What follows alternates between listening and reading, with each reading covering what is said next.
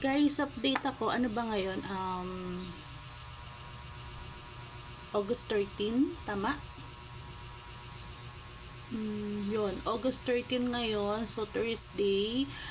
So, mag-update ako kung ano nangyari na sa aking 30 days menstruation. So, ayun guys. So, parang pang 31 days na ngayon, 'di ba? So, ito yung so, yung mga naunang video ko, so ayun yung umiinom ako ng tranexamic acid na binigay sa akin ng OP. So, hanggang ngayon guys, umiinom ako, mamayang 6 iinom ako ulit. Pero hanggang bukas na lang siya. So, 1 week akong uminom ng tranexamic acid para sa aking heavy flow na mens, long period, ganon. So, ayun, ang binigay sa akin, tranexamic acid. Yung tranexamic acid na yon is dalawang klase yun. Isang capsule at isang tablet. Ito siya guys. Ayan, parang alaksan lang. 'Di ba? So, ayan. Kita niyo ba? Nabaritad pala. Ayan, tranexamic acid. So, binigay na rin to nung year 2024 sa akin to stop my bleeding kasi nung una na ganito na rin ako after birth ko sa aking chinito, 2 months. Ayun, tapos nagganon na rin ako na long period, 28 days period, then overflowing. So, ngayon naman guys, after 2 years, ito na ulit naramdaman ko na, naranasan ko na naman siya ulit na hindi naman siya overflowing, hindi naman ako as in talagang yung malaking pads, hindi naman yun talaga nag-overflowing doon, di katulad nung una. So, ngayon, continuous nga lang. So, pang 6 days ko nang mamayang gabi na umiinom ng tranexamic acid. So, eto na yung progress. So, eto na yung resulta dun sa iniinom kong gamot. Spotting. Nawala na yung pinaka-period. Nawala na yung talagang mens na nakikita ko sa napkin ko, sa pads ko. Pero, meron pa rin ako hanggang ngayon na masasabi ko na lang na spotting. Kumbaga, yung pads na ginagamit ko dati, pwede na ako mag-switch ngayon ng panty liner. So, pero hindi pa rin ako nagsuswitch kasi ang panty liner kasi, 'di ba, nagka-cramp pag gumagalaw ka. Yung yung isang brand 'yon. So, naka-pads pa rin ako ngayon. Pero masasabi mo na parang yun nga, spotting na lang siya. So, hopefully pray nyo ako na sana hanggang bukas pa kasi yung inuman ko ng gamot. Bali 4 pieces pa yung inumin ko simula mamayang gabi, simula mamayang 6 hanggang bukas kasi 3 times a day yun. So, bali 4 pieces pa. Sana hopefully bukas pag tapos ng gamot ko, tapos na rin yung or kahit spotting, kahit wala na akong spotting, sana mawala na rin yung spotting. Kasi gusto ko talaga yung clear, yung katulad dati na talagang yung yung talagang wala na akong mens, yung ganun. Wala akong, di kasi ako nagpa-panty liner hindi ako nagaganon. Ayoko ng mga ganyan-ganyan sa andis ko.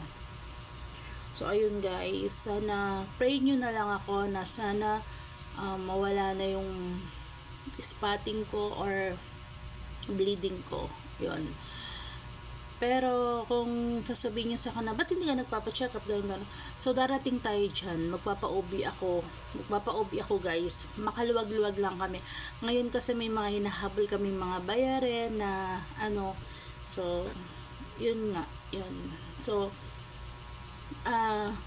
nakalagpas naman na ako dun sa 30 days na almost talagang bawat punta mo sa CR, makikita mo yung parang may stress ka na, oh my gosh, bakit ang pula-pula neto, parang ganon. So, na ko na yon, halagpasan ko na yon dahil nga siguro dito sa tranexamic acid na to, dito sa gamot na to. Hindi mo to mabibili sa butika nang wala kang, kala mo lang Alaxan, di ba? Hindi mo to mabibili sa butika nang wala kang reseta galing sa OP. So, ayun guys. Kaya, hopefully, na maging back to normal na ulit ng aking, kipem. Wala na ulit tapal-tapal, di ba? Nakakamiss yung gano'n na wala kang tapal-tapal dun sa kipem mo.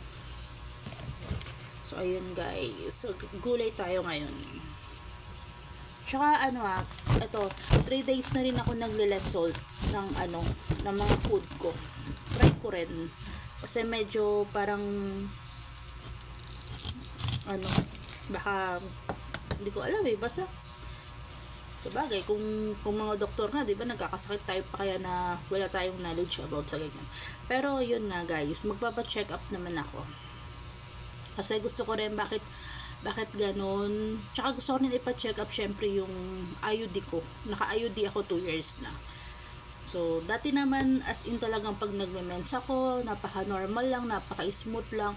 Wala akong sakit ng ulo, wala akong dysmenorrhea, wala akong ganun.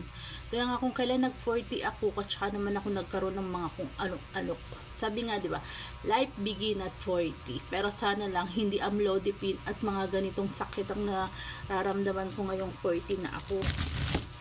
So, ayun guys. So, sa mga nag-pray, sa mga nag-PM sa akin, thank you pa rin sa inyo. Kasi, yun nga, hindi nyo man nilalike yung mga video ko. Pero, nagpi-PM kayo direkta sa akin. So, thank you. Lalo sa mga friendship ko dyan, na nagsasabi na, uy, magpa-check up ka na, uy, ganyan, iba na yan, yung gana. So, alam ko po yun, guys. Kaso, ayan, matigas lang ulo ko. Hindi, guys, ayun na. So, thank you talaga sa inyo, and sana, pray nyo pa rin ako, kasi meron pa rin akong spotting. Hindi pa rin nawawala yung kulay pula. Parang na siya, basta spotting. Alam niyo na yung spotting, konti lang. Kung may spotting na madami, yun, as in talagang parang konti lang. Yun, ganun. Tsaka wala na, kasi dati kasi pag umiihi ako, magwiwiwi ako, yung tipong, talaga makikita mo yung pula sa bowl. Yung tubig nagiging pula. So, ngayon guys, wala na. Parang clear naman na siya, clear. So, dahil nga umiinom ako ng Transenamic, siguro, pero hopefully hanggang bukas na lang talaga siya. At sana pag natapos yung Transenamic ko, tapos na rin siya. Yun lang guys. Thank you ulit sa inyo. So, magluluto muna ang inyong Inday. Bye-bye po. Thank you.